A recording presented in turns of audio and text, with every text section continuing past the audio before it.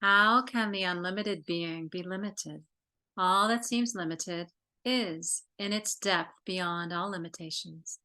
Bolosaki, September 3, by Hazrat Inayat Khan. Commentary by Pir Murshid Inayat Khan. Man has respect for his mother, or father, or wife,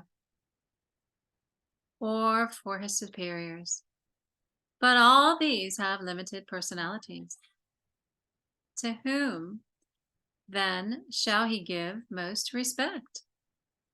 Only to one being, to God. Man can love another human being, but by the very fact of his loving another human being, he has not got the full scope to express all the love that is there.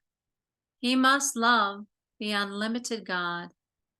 One admires all that is beautiful in color, tone, or form, but everything beautiful has its limitations.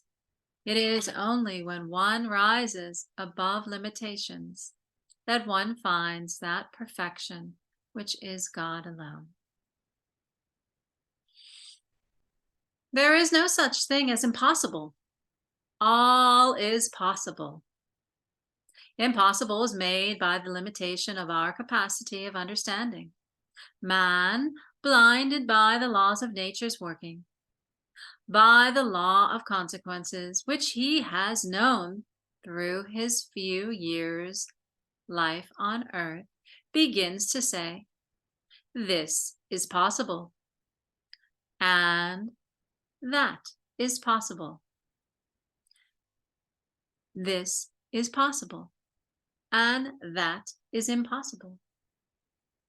If he were to rise beyond limitations, his soul would see nothing but possible.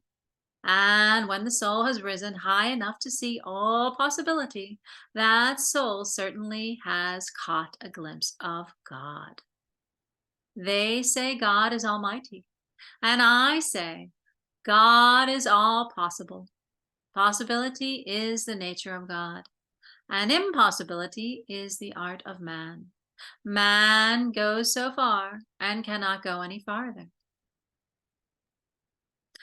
Man makes a flower out of paper, giving it as natural a color as possible.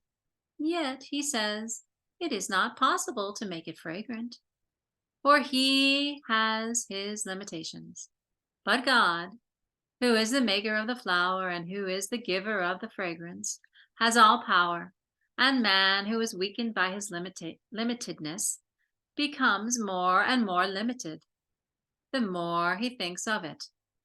In this is created the spirit of pessimism. Man who is conscious of God Almighty and who is the contemplation of God loses the consciousness of his own self, inherits the power of God, and it is in this power and belief that the spirit of optimism is born. People mostly think that the spiritual message must be something concrete and definite in the way of doctrines or principles. But that is a human tendency and does not belong to the divine nature, which is unlimited and life itself. The divine message is the answer to the cry of souls, individually and collectively. The divine message is life, and it is light.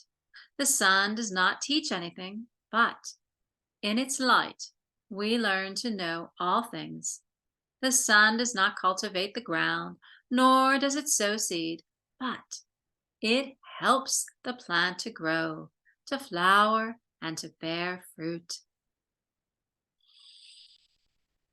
There is a stage at which, by touching a particular phase of existence, one feels raised above the limitations of life and is given that power and peace and freedom, that light and life, which belong to the source of all beings. In other words, in that moment of supreme exaltation, one is not only united with the source of all beings, but dissolved in it. As the great Indian poet Kosaru says, when I become thou, and thou becomest me. Neither canst thou say that I am different, nor canst thou say that thou art different.